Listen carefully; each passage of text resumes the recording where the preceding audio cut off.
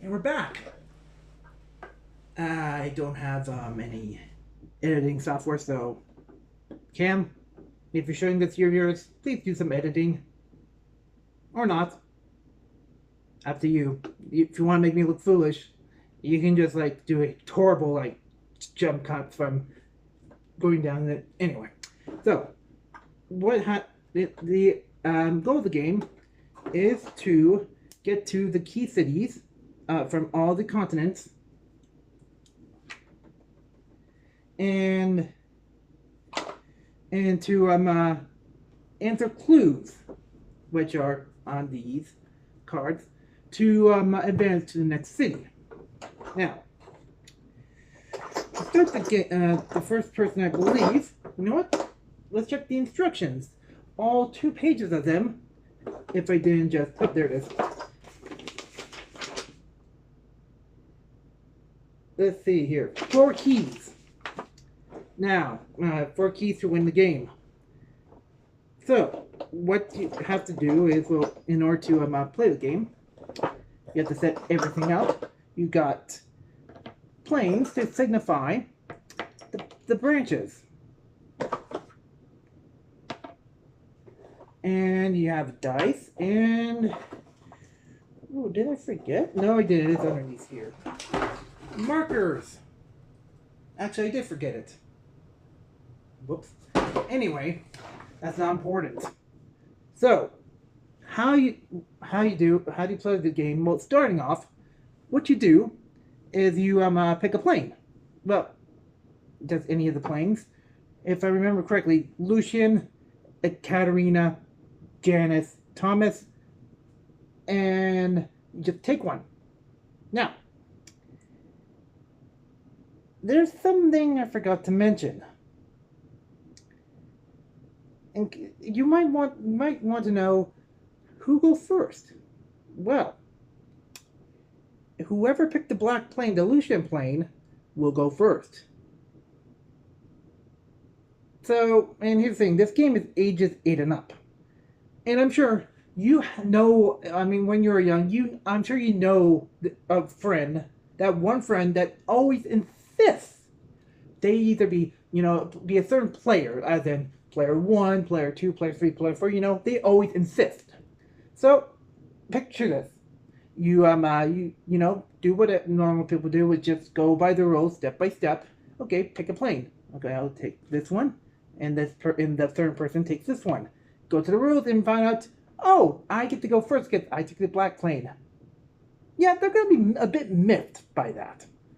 Also, in case, now, you also might be wondering, what happens if no one takes the black plane? Doesn't say anything. I guess if no one takes the black plane, game's over. You don't even get to play. Nowhere in the instructions tell you, oh, what happens if no one takes the Lucian plane, the black plane? Yeah, figure it out yourselves. Ages in and up. Anyway, so whoever did pick the black plane will go first, and what they do is that they'll roll the die. And they move their plane to the first city over there. And then they pick up a card. Now, here's the thing. Remember when I was talking about the backstory about the 39 clues? Yeah, I wasted your time. And don't get mad at me because I thought, oh, this is going to be a game where, solve clues. Obtain clues, Here's the thing. When they mean by clues, this is just a geography game. I'm dead serious. Every question in this game has to do with geography.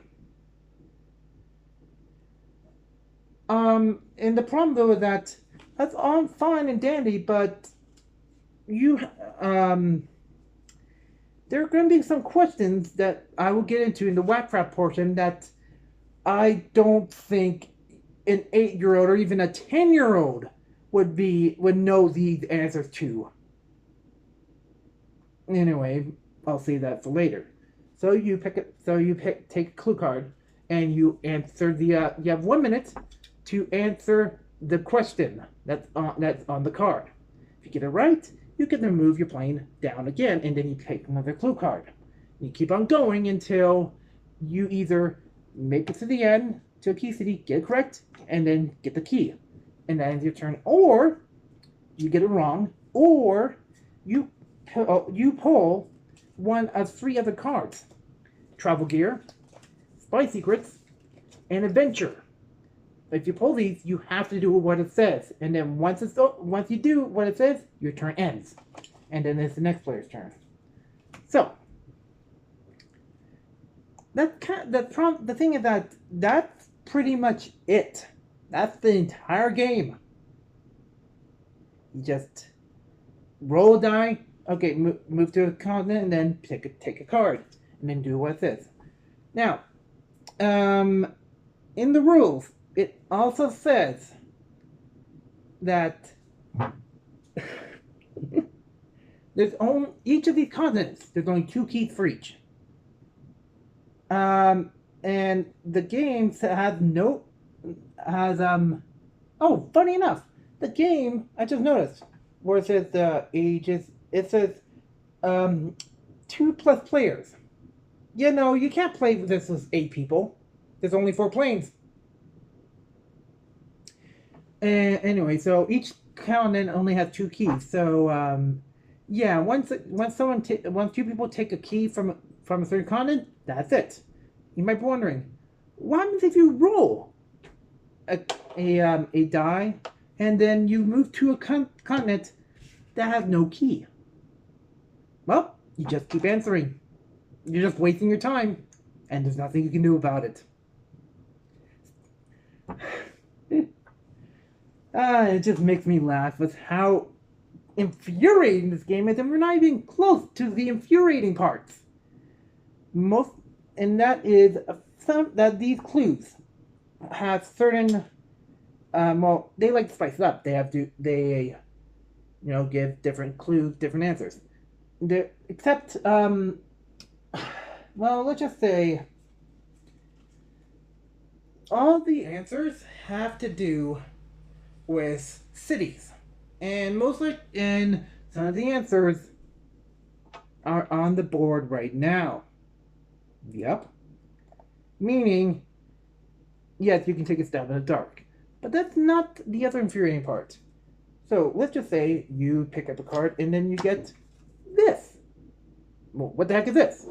Well, remember the instruction booklet I showed you? On the back is where you have to decipher the code. And you get a minute to do it. Ages 8 and up. Yeah, I know people can be smart and quick learning when they're young. I don't think that's gonna be helpful at this time of their life. Anyway, there's also other things where, let's just say, they have the answer, but it's to the correct answer, but jumbled up, and you have to rearrange it. And they also try to make it kid-friendly by showing the flag of the country. Now, and there's also word puzzles, like I'm sure you can see the last one. Yeah, Jakarta. Now, the thing that I believe deserves to be in the tournament, not just because it's Trivial Pursuit and that already got a spot, is that, well, if you want to know the answer, it's not on a separate, card sheet, or as I said, it's not in the instructions. What you do is that when you want to know if you got it right or wrong, you look at the sides of the box, and they show you the answers. So think about this. Every time when you want to know the answer to a question, is that you have to just stop what you're doing, pick up the box, check, spin it around, and then see if you have it right. Also, if you're wondering how do you know where to get the right answer, the bottom corner of it has the number. You look at the number, you find the number over there, and that shows your answer. So here's the thing: you're gonna do this multiple times a game, and inevitably, you're going to end up placing this box in a place where people can, see the answers. So let's just say if you pick up a card and you don't know the answer to it.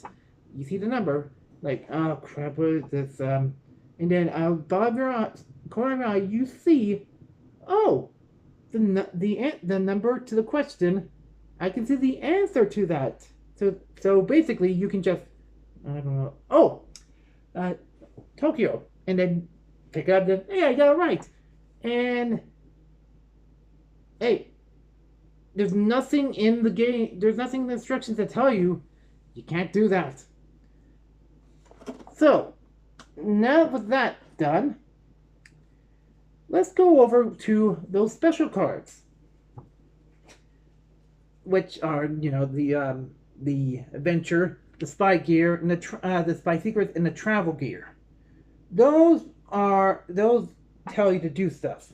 Now, I've got you got in this pile some things. For example, let's just say some of these can help you, others can hurt you. I have a bunch of just very egregious things that they want you to do, and it's very, badly paced. For example, you can go to Montevideo, so you go over here. That also brings me about what if you pull this card in this continent, and you've already gotten that Montevideo one correctly. Well, too bad. You have to go back to Montevideo and then keep going down. Nope, you gotta do what it says. Other cards will allow you to, have a free pass on a question that you don't know the answer to. This is cool. It is a great way to balance it for the younger players. The problem, though, this is the only card in the game that lets you do that. So have fun trying to pull that card. You can also send one of your opponents to another city. And let's see, you can join you can join a city that your opponent is on. So, for example, if you're on Seoul and then you pull this card, I'm going to go over here. Now, unfortunately, because it's yet to end your turn, you don't get to immediately keep going. But it's kind of like, one of those, a catch-up mechanic, should I say. And then there are cards where, you can tell someone, you're going to lose your turn. And, there are, let's get into the more horrible ones. So, one of them is bring an opponent to your current location. That's cool if you're on a starting location like Los Angeles or Vancouver. Not so cool if you're at a key city. Also, there is a very, very good card allowing you to fly to any city in the world. Yeah, just any city. Ooh, what else do we have here? Bring another player to your destination, which is the reverse of the other one. The one before it. You have to follow it. So again, cool if you're at a starting city. Not cool if you're at a key city. Yeah, and that's just some of the ones that we got here. So now that we got this all out of the way, time for the whack crap. Oh, in case you're wondering, so what does this have to do with the book series? Well, there's very loosely. I've actually, because I show you the cards, I can show you all the cards that you can pull that have some resemblance of tie-in to the book series. And, it's not much. For example, there's X-ray glasses. Let me put that here. We got hieroglyphs. We got sheet music, diamond-tipped cane, a poison ring, poison fingernails, and 2 cards that have the exact same graphic, and one of them shows the Taj Mahal and tells you to go to Philadelphia. Yeah, my favorite landmark in Philadelphia, the Taj Mahal. And funny enough, one says it's a PDA, one says it's a cell phone. Yeah, it's a BlackBerry. Yeah. And aside from one other card, oh, here it is, I believe. No, anyway, the other card is basically tells you. Here we go. It's weird. Can't you tell? I'm trying to do this in one. Here we go. Dan, Amy, Jonah Wizard, and the host can't travel here. Now, if you haven't read the book series, you have no idea what that means. I'm not going to tell you the answer. Sorry. Anyway, and speaking of the clues, there are 3 of these that I want to mention. The first one is, well, the first clue saying the 1978 FIFA World Cup. 8 and up. Yeah, you're not going to be able to know where that location was at that point in your life. There is also Morse code. Again, 8 and up. And then finally, let's throw in some, kind of poking fun. Oh, taco time. Racist? So now that we got that down here, now we can also, the last thing I want to mention is the stuff on the Spy Secrets, the travel gear that I find funny and laughable. So, obviously they're saying that you need these to, get the clues, to help with your clue hunt. And some of these, do make sense, Like, for example, you need a credit card and a UV wand. It also helps to, use invisible ink, to send secret messages. And then you get to the opposite, where it becomes from you'll be in jail if you bring this with you to very impractical, starting from travel gear, the Franklin battery. Yeah, that's not gonna work. Plus, that's probably locked away somewhere. So good luck trying to get that. And then to a bomb and a grenade. Yeah, good luck trying to get through TSA, or just any security with these. I'm sure it'll be fine. And I think that actually wraps. Oh, I forgot. In all these, underneath is a description about, the thing. Key. A travel gear key. A key is used to unlock a door, safe or any other thing with a lock on it. Keys are usually unique to the object they unlock. 2 things, same Captain Obvious, and 2, if a key is only useful for a specific kind of lock. What's the point in bringing a random key?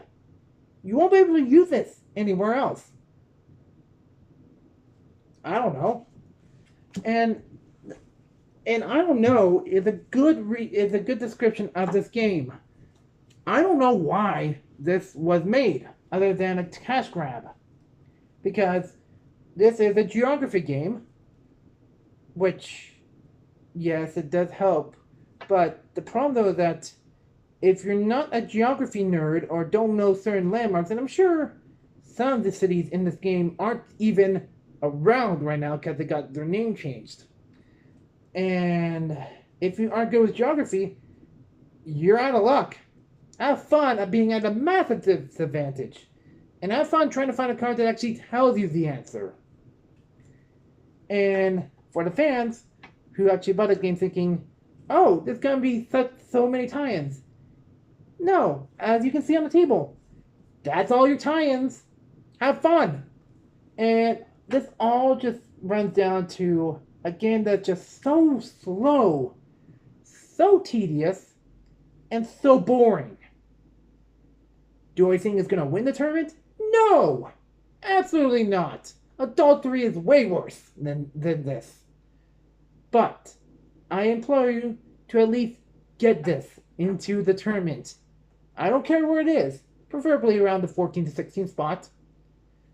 It's not going to even win the first round, I'm sure. But this game needs to be in the tournament. It is so dull, so boring. As I mentioned before, you're better off just playing Trivia Pursuit. Because that's all this game is. Just trivia. Enough said.